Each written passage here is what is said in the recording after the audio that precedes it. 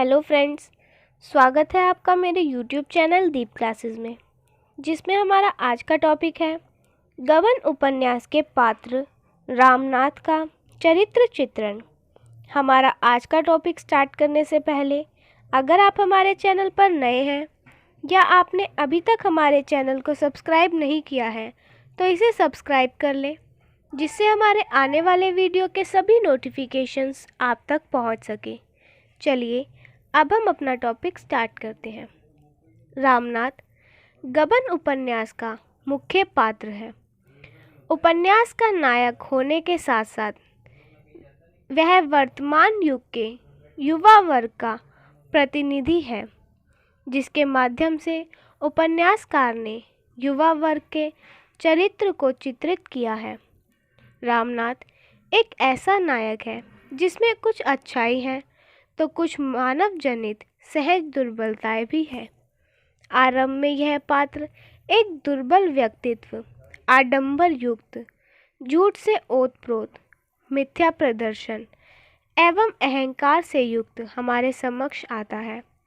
वह मुंशी दयानाथ के 3 पुत्रों में सबसे बड़ा पुत्र है। उसका व्यक्तित्व आकर्षण है। जालपा उसकी पत्नी है, जो उसके आकर्षण व्यक्तित्व से प्रभावित है। स्वभाव से रामनाथ आलसी, दायित्वहीन है। उसका ध्यान ठाट बाट घूमने फिरने की ओर अधिक है। दफ्तर में उसकी स्थिति चतुर्थ श्रेणी कर्मचारी की है। रामनाथ के चरित्र की विशेषताएं कुछ इस प्रकार है। पहला, अंकमर्ण्य और आवारा युवक। कथानक के प्रारंभ में रामनाथ एक अकर्मण्य और आवारा युवक के रूप में पाठकों के समक्ष आता है। उसे अच्छे व फैशनेबल परिधान पहनने का बहुत शौक है। अपने आत्म प्रदर्शन की तृप्ति के लिए वह मित्रों से वस्त्र व अन्य वस्तुएं मांगकर अपनी अभिलाषा पूरी करता है। उसकी यही आडंबर प्रियता और विलासिता का शौक ही उसे जीवन में अनेक कष्टों में डाल देता है। उसकी अकर्मण्यता से उसके पिता बेहद परेशान हैं। युवा पुत्र पिता का बायां हाथ होता है। यही अपेक्षा मुंशी दयानाथ रमानाथ में से रखते हैं कि युवा होकर वह अपना दायित्व बोध संभाले, किंतु रमानाथ उनकी उम्मीदों पर खरा नहीं उतरता। इसमें इसका दूसरा पॉइंट है निर्बल चरित्र। रमानाथ का लापरवाहपूर्ण व्यक्तित्व उसके चरित्र को निर्बल बनाता है।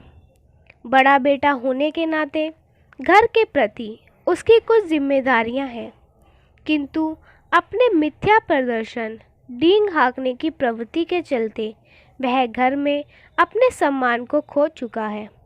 यहाँ तक कि पत्नी द्वारा उसके विवाह करने के प्रस्ताव को भी दयानाथ यह कहकर ठुकरा देते हैं कि जो आदमी अपने पेट की फिक्र नहीं कर सकता, उसका विवाह करना मुझे तो अधर्म सा महसूस होता है। इसमें तीसरा पॉइंट है संकोची प्रवृत्ति। रमानाथ सदैव अपनी संतोषी प्रवृत्ति के कारण ही अनेक संकटों में पड़ता है।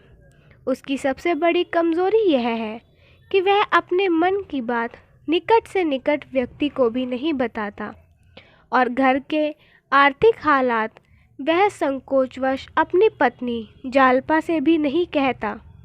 इसी का परिणाम है कि वह गबन जैसी घटना को अंजाम दे बैठता है। यदि वह जालपा को घर के सही हालातों से अवगत करा देता तो यह स्थिति कभी नहीं आती, ना ही जालपा उसे गहनों की मांग करती। उसी तरह वह जज के सामने अपनी झूठी गवाही की बात कहने में संकोच करता है। जालपा द्वारा धैर्य बांधने पर कि जज के सामने पुलिस के हथकंडों का भंडाफोड़ करे, उसकी झूठी गवाही की बात अस्वीकारे, लेकिन अपनी संकोची प्रवृत्ति के कारण वह चाहते हुए भी ऐसा नहीं कर पाता। इसका चौथा पॉइंट है कायरता। रामनाथ स्वयं ही उलझनों को आमंत्रण देकर वह उनका सामना करने की बजाय उनके सामने घुटने टेक देता है। मुसीबतों से भागना उसका स्वभाव है। पहले वह जालपा के सामने घर के सच्चे हालात रखने से भागता है, फिर जालपा की खुशी के लिए गहने उधार लेकर मुसीबत को न्योता देता है। उससे बचने के लिए रतन के जेवर दांव पर लगाता है, सरकारी पैसों का गबन करता है। इन हालातों का सामना करने के बजाय वह भागकर कलकत्ता चला जाता है।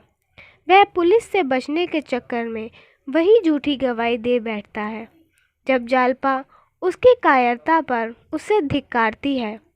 इस तरह रमानाथ तमाम उम्र अपनी कायरता का शिकार बना रहा। इसमें हमारा 5वां पॉइंट है विलासोन्मुखी। युवावस्था से रमानाथ सैर सपाटे, खेलकूद एवं फैशन परस्ती में ही लगा रहा। दोस्तों से उधार कपड़े लेकर पहनना, उनकी गाड़ी पे घूमना, लोगों पर इन विलासय वस्तु से अपना झूठ रौब जमाना, यह सब उसके स्वभाव में शामिल है। घर के दायित्व के प्रति गैर जिम्मेदारी का भाव उसके पिता दयानाथ को बहुत खलता था। उसकी यही प्रवृत्ति उसकी बर्बादी का कारण बनती है। जीवन के झंझावतों में उलझकर जब उसकी किस्मत उसे कलकत्ता ले गई, वहाँ भी वह चाय की दुकान के चलते ही फिर उसी दिशा में बढ़ गया। जोहरा से उसका संबंध इसी कारण जुड़ता है। उसे जब भी अवसर मिलता वह विलासिता के समंदर में डुबकी लगाता रहता। इसमें हमारा 6वां पॉइंट है अनन्य प्रेमी। प्रत्येक व्यक्ति में जीवन की तमाम बुराइयों के साथ साथ कुछ अच्छाइयाँ भी होती है। निसंदेह रमानाथ संवेगी एवं कायर पुरुष है। मिथ्या आडंबर आत्म प्रदर्शन उसकी कमजोरी है, किंतु वह अपने दाम्पत्य को लेकर सदैव गंभीर रहा। जालपा के प्रति अनुराग ही था जो वह सर्रफा के आभूषण उधार ले आया। वह जालपा से सच्चा प्रेम करता है, इसलिए उसकी प्रत्येक इच्छा पूरी करना चाहता है। उसे दुखी नहीं देखना चाहता। उसकी माँ ने कहा था कि गले में विवाह का जुआ पड़ जाए तो सब ठीक हो जाएगा, जो एक बार तो रमानाथ के बारे में सच ही साबित होती है कि विवाह के पश्चात रमानाथ को दायित्वबोध होता है और वह नौकरी करता है। यद्यपि छोटे पद पर नौकरी करना उसे पसंद नहीं है, किंतु वह जालपा के लिए कुछ भी करना चाहता है और उसे खुश रखना चाहता है। उपरोक्त विवेचन से यह स्पष्ट होता है कि रमानाथ कथानक का नायक अवश्य है, परंतु उसके व्यक्तित्व का कोई निजत्व नहीं है। उसमें एक नायक के उज्जवल पक्ष को साबित करने के कोई गुण नहीं है। वह दुर्बल चरित्र का व्यक्ति है। उसका जीवन सदैव सत असत के द्वंद्व में उलझा रहा। वह परिस्थितियों से हारे हुए युवक के रूप में हमारे सामने आता है, जो जीवन में कभी भी ठोस निर्णय नहीं ले पाता तथा निरंतर पतन के गर्त में गिरता चलता है। अंत में जीवन की सही दिशा हेतु उसे अपनी पत्नी जालपा का सहयोग लेना पड़ता है। रामनाथ तो एक प्रतीक है युवा समाज का। उसके माध्यम से उपन्यासकार ने आम भारतीय युवा की वस्तु स्थिति को समाज के समक्ष रखा है।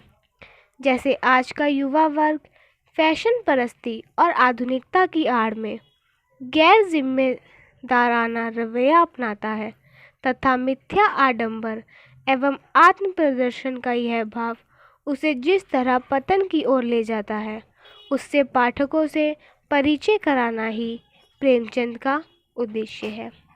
इसी के साथ आज का हमारा टॉपिक यहीं ख़त्म होता है, जिसमें हमने जाना गबन उपन्यास के पात्र रमानाथ के चरित्र चित्रण के बारे में।